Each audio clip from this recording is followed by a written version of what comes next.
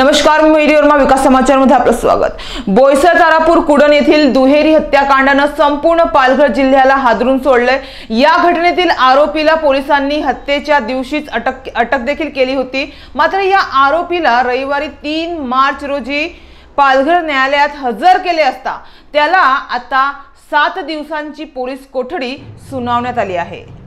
किशोर कुमार जगन्नाथ मंडल, वय वर्ष 30 असे या आरोपीचे नाव आहे।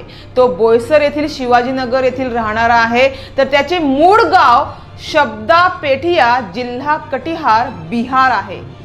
त्याने कुदाळीने भीमराव पाटील आणि मुकुंद पाटील या दोन्ही भावांच्या डोक्यावर वार करून नंतर चाकूच्या सहाय्याने गळा कापून त्यांची हत्या केली। तर याबाबत पोलीस अधीक्षक बाळासाहेब पाटील यांनी पत्रकार परिषद घेतली। यावेळी पोलीस अधीक्षक बाळासाहेब पाटील यांनी सांगितलं की बोईसर जवळील कुडण येथे 2 वयोवृद्ध भावांची हत्या करण्यामागे नेमके काय कारण होते याचा तपास पोलीस करणार असून अशा घटनांची पुनरावृत्ती तसेच जिल्ह्यात वास्तव्य करणाऱ्या मनोरुग्ण यांच्या जीवितास धोका निर्माण होऊ नये म्हणून पोलीस यंत्रणेमार्फत जिल्ह्यातील सर्व मनोरुग्णांची माहिती संकलित करून त्यांच्या सद्यस्थितीबाबत आढावा घेण्यात येईल, अशी माहिती पालघरचे पोलीस अधीक्षक बाळासाहेब पाटील यांनी पत्रकारांना दिली। तर 29 फेब्रुवारी रोजी कुडण येथे दुहेरी हत्या केल्यानंतर ताब्यात घेतलेल्या आरोपीला तातडीने शासकीय रुग्णालयात दाखल करण्यात आले होते। त्याचा शोध घेत असल्याचे समजल्यानंतर खाजण क्षेत्रात पाण्यात लपून बसणाऱ्या या हत्याराच्या पोटामधून किमान 2.5 लिटर पाणी व गाळ काढण्यात आल्याची माहिती पोलीस अधीक्षक बाळासाहेब पाटील यांनी दिली।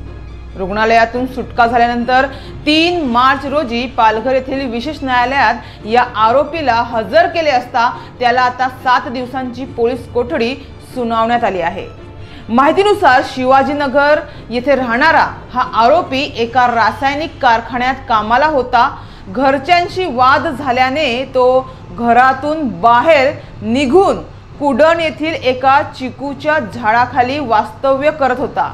त्याच्या या अधिवासा संदर्भात भीमराव पाटील यांनी हटकल्यामुळे त्यांची या आरोपीने प्रथम हत्या केली व नंतर भीमराव पाटील यांचा शोध घेण्यासाठी त्यांचे ज्येष्ठ बंधू मुकुंद पाटील येत असताना कुदाळीने हल्ला करून त्याने निर्दयीपणे त्यांची सुद्धा हत्या केल्याची माहिती पोलीस अधीक्षक यांनी दिली।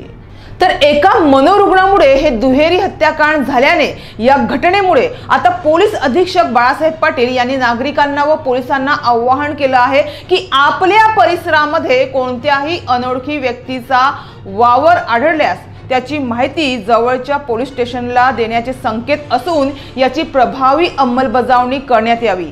यासाठी सर्व बीट अंमलदार व पोलीस पाटील यांना सूचना देण्यात आल्या आहेत। तसेच जिल्ह्यातील विविध भागांमध्ये वावरणारे मनोरुग्ण यांची माहिती संकलित करून त्याचा आगामी काळात आढावा घेण्यात येईल, असे सुद्धा यावेळी बाळासाहेब पाटील यांनी सांगितलं आहे।